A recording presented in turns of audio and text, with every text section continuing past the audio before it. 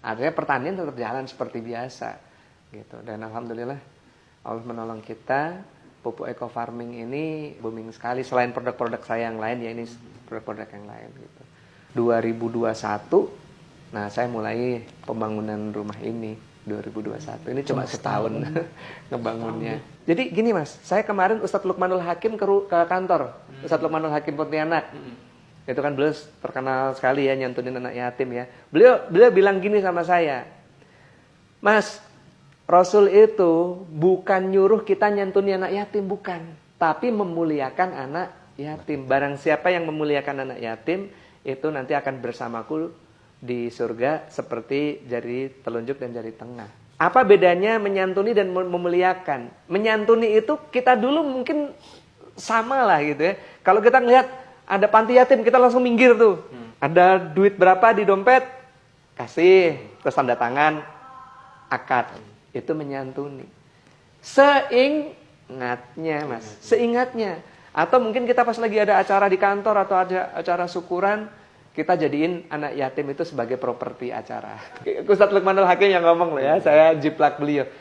Betul juga ya, jadi malu nih dulu kalau bikin acara-acara sering ngundang anak yatim cuma buat jadi properti nih di acara, cuma jadi figuran gitu ya di acara gitu. Nah, makanya kita disuruh memuliakan anak yatim. Memuliakan anak yatim itu apa? Kita jadikan dia anak kita. Gitu. Makanya sejak itulah saya sama anak-anak saya itu sekarang totalnya udah 74. Itu saya salaman sama mereka. Kamu sekarang jadi anakku ya. Nanti biaya kamu sampai besar saya yang biayain. Kamu nggak perlu mikir biaya lagi. Yang perlu kamu pikir adalah kamu ngapalin Al-Quran, hafiz 30 juz, kamu sama ibumu bapak berangkatin umroh. Semuanya saya kasih. Dan alhamdulillah baru 2 tahun ini ya, itu udah ada anak itu namanya Ananda Niken, itu udah 17 juz. Wah itu makin semangat ya alhamdulillah. Jadi rata-rata sekarang udah di atas 5 juz. Dari total 74 anak. Ini Randu juga ngikutin, dia ngambil 20 anak ya. Kita ngomong 100 anak aja, itu sebulan berarti kita butuh biaya berapa? 200 juta ya. 1 bulan. 1 bulan. Berarti setahun berapa miliar gitu kan. Ya itulah yang saya merinding banget itu ya. Dulu tuh kayak yang nyari duit itu susah banget Mas. Susah nggak Mas nyari duit Mas? Nyari duit itu ya sering ketipu orang. Ketipu partner bisnis gitu kan, ketipu gitu. Kalau Allah sudah menolong kita, merindingnya Mas, udah selesai lah urusan dunia. Itu saya rasain banget. Kenapa kok hidup saya berubah sekali selama 2 tahun terakhir ini? Yaitu saya bukan menyantuni anak yatim, tapi memuliakan anak yatim. Saya ambil mereka jadi anak saya, akad gitu, jadi anak. Kamu sampai dewasa, tanggung jawab saya. Kalau hanya sekedar menyantuni, mohon maaf nih. Mungkin orang-orang juga banyak yang nyantuni anak yatim, tapi seingatnya, seada duitnya, ya kan? Tapi kalau kita muliakan, kita jadikan anak, itu jadi prioritas. Pengeluaran kita tiap bulan tuh. Silahkan teman-teman, kalau bisa mulai ngambil anak yatim ya, jadiin anak angkat itu ya, 1 aja. Nggak mahal kok, paling 1,5 juta sampai 2 juta gitu ya. Tapi nanti lihat bagaimana nanti baginda Rasul itu ya memberikan syafaatnya, nggak cuma nanti di yaumil akhir gitu ya, tapi dalam keseharian kita ini kayak kita itu ditolong, dibimbing gitu. Insya Allah gitu Mas. Sama Bro. Insya Allah, saya pengen nanti setelah ini rezeki langsung bener loh. pulang dari sini langsung kita cari anak yatim. Insya Allah. Lu kan yatim Bro? Boleh, Tapi udah bukan anak, udah bukan anak. Belum balik sebelum. Nah ini juga teman-teman kalau yang lihat video ini, kalau ada anak yatim, saya masih nyari banyak gitu ya. Jadi saya kalau dapat, saya tuh punya ruko banyak, puluhan ruko, dan itu kebanyakan memang sudah disewa dari dulu sama beberapa bank dan lain sebagainya. Bayaran sewa itu memang nggak saya pakai sama sekali, saya untuk anak yatim gitu. Jadi kalau ada anak yatim yang mau saya biayain, nah boleh datang ke kantor saya, Best Corporation Syariah di Kompleks Surapatikor. Nanti bisa cari Mas Aldi atau Bu Retno. Ya, nanti nanti insya Allah akan kita biayai sampai dewasa. Nah, buat yang duafa pun kita juga insya Allah kita mulai programnya. Jadi nggak harus yatim, du'afa juga boleh. Tapi minimal hafal juz 30. Ya. Minimal hafal juz 30 ya. Minimal Satu juz aja ya. Satu juz aja. Nah kalau yang yatim nggak ada syarat, asal mau ngapalin Al-Quran aja. Kalau yang yatim dari umur?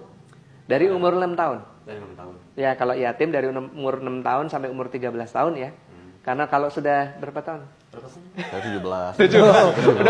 udah bukan anak lagi. Jadi ada itu yang ke kantor itu ya minta beasiswa umur 17 tahun. Wah itu bukan anak yatim lagi. Berarti dari umur 6 6 tahun sampai 13. Ya. Kalau yang du'afa ya itu juga mungkin bisa umur segitu juga atau umur kita lebih prioritaskan SMP SMA gitu ya yang berprestasi ya kita berikan beasiswa.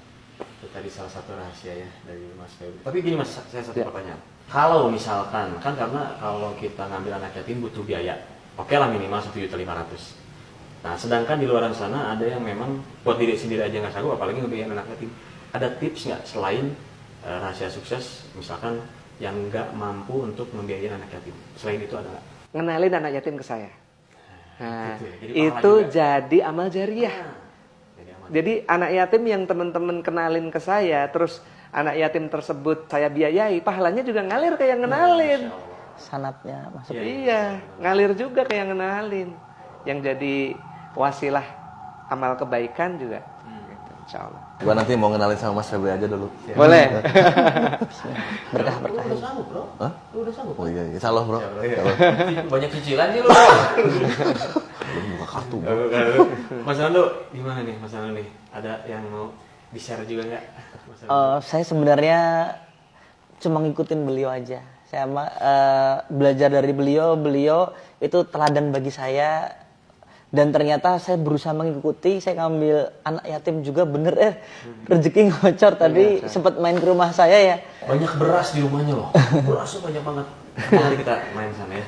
Berasnya banyak banget. Terus tadi ada tempat fitness gratis juga. Masya Allah. Ini adik kakak menjadi inspirasi buat kita semua. Luar biasa. Ya memang Mas, jadi kalau kita sedekah bahan makanan itu dibayarnya sama Allah itu kontan. Saya dari dulu sering sedekah, tapi sedekahnya uang gitu ya. Dan salah lagi sedekahnya. Ke ustadz-ustadz terkenal.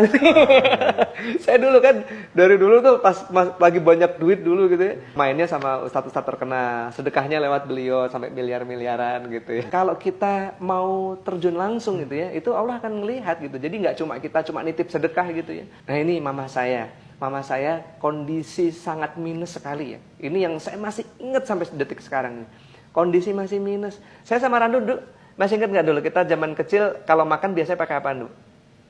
Iya, satu telur aja dibagi. Iya, satu telur dibagi bertiga, terus nasi, Tempe. sayur sop, Tempe pakai kecap. tempe, terus pakai kerupuk gitu doang. Jarang banget kita makan ayam itu sebulan sekali ya. Makan ikan itu mungkin Idul Adha lah. sekian bulan sekali Makan gitu. daging. Ya, tapi dengan kondisi yang seperti itu, mama saya, semoga Allah selalu berikan kesehatan dan umur yang panjang buat beliau. Beras ya, satu karung gitu ya. Nggak mahal lah beras satu karung. Sekarang beras satu karung paling 50.000 5 kilo. Ya. Diplastikin kecil-kecil. Mungkin satu karung itu jadi 50 atau jadi apa? Dibagiin ke tukang-tukang beca. Nah, itu mama saya itu kerjaannya. Dari zaman kita susah. Nah, kalau sekarang ya jangan ditanya. Wah, bagiinnya ya berkarung-karung lah di rumah sekarang gitu. Allah SWT berfirman dalam Al-Quran surat Al-Ghafir surat 40 ayat 79 dan ayat 80. A'udzubillahi minasyaitonir rajim. Allahul ladzi ja'ala lakumul an'ama litarkabu minha wa minha ta'kulun. Walakum fiha manafi'u walitabluhu 'alaiha hajatan fi sudurikum wa 'alaiha walal fulki tuhmalun.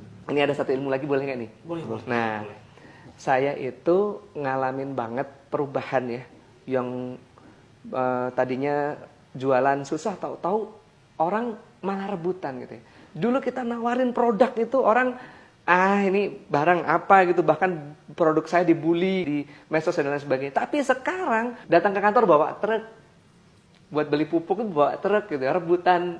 Ada ustadz saya, Ustadz Nasir Hafizahullah, lulusan Yaman di pondok pesantren yang nanti malam kita itikaf di sana. Beliau menyampaikan ayat ini. Mas Feb, tahu nggak di Al-Quran itu banyak sekali ayat-ayat surat-surat yang tersirat, yang tidak nampak maknanya. yang dijelaskan oleh baginda Rasul. Contoh surat Yasin. Ada nggak di dalam surat Yasin